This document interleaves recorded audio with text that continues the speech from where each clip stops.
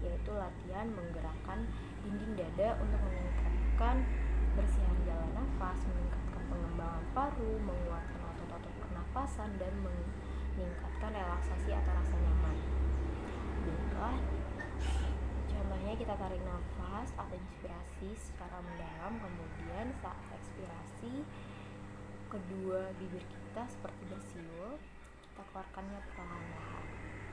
Saya contohkan.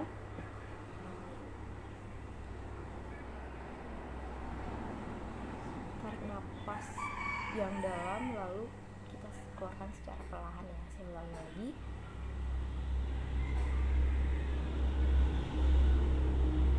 Batuk efektif, di mana batuk efektif ini bertujuan untuk mengeluarkan sekret yang ada pada saluran pernapasan pasien. Adapun teknik dari batuk efektif ini adalah kita melakukan pernapasan diafragma, kemudian ditahan beberapa detik, kemudian pada saat ekspirasi dihembuskan secara perlahan. Di sini saya akan mempraktekkan bagaimana pernapasan diafragma tersebut. Yang pertama, kita pegang satu tangan kita di dada, kemudian satu tangannya lagi ada di perut.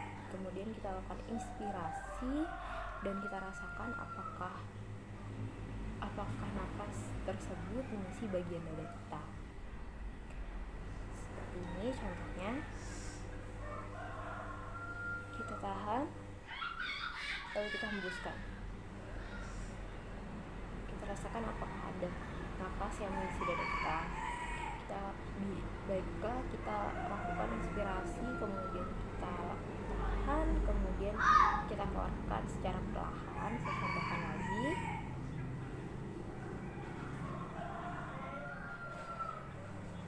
Seperti itu. Pernapasan diafragma ini dilakukan sebanyak 2 kali. Pada saat yang kedua, kita meminta pasien untuk melakukan batuk secara kuat. Baiklah, di sini saya akan memegang spuntum pot yang sudah berisi cairan Lysol atau cairan desinfektan, di mana spuntum pot ini digunakan sebagai tempat sekret pasien yang akan melakukan batuk efektif. Di sini saya akan mencontohkan bagaimana melakukan tindakan batuk efektif. Yang pertama,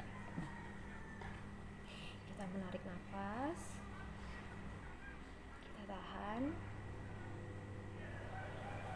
lalu keluarkan.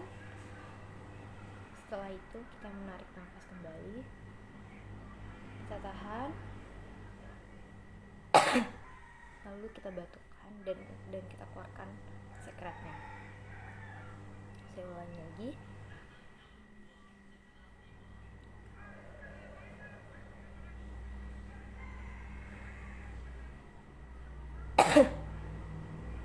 Seperti itu. Usahakan batuknya sedikit kuat sehingga sekretnya dapat dikeluarkan secara baik. Apabila sudah dilakukan batuk efektif namun sekretnya dikeluarkan masih sedikit, maka kita dapat melakukan batuk efektif sampai 2 kali. Namun sebelum melakukan batuk efektif yang kedua, kita memberikan waktu istirahat kepada pasien. Pada saat waktu istirahat, kita dapat memberikan minuman air putih hangat kepada pasien untuk bertujuan mengencerkan sekret yang ada di dalam saluran pernapasan pasien. Baiklah Bapak, karena sekretnya yang keluar masih sedikit, kita akan mengulangi tindakan batuk efektif seperti yang sudah kita lakukan tadi. Namun sebelumnya kita melakukan batuk efektif yang kedua, saya akan memberikan air putih hangat yang bertujuan untuk mengencerkan sekret yang ada di saluran pernapasan Bapak. Maka saya akan memberikan ya Pak, ini Pak diminum.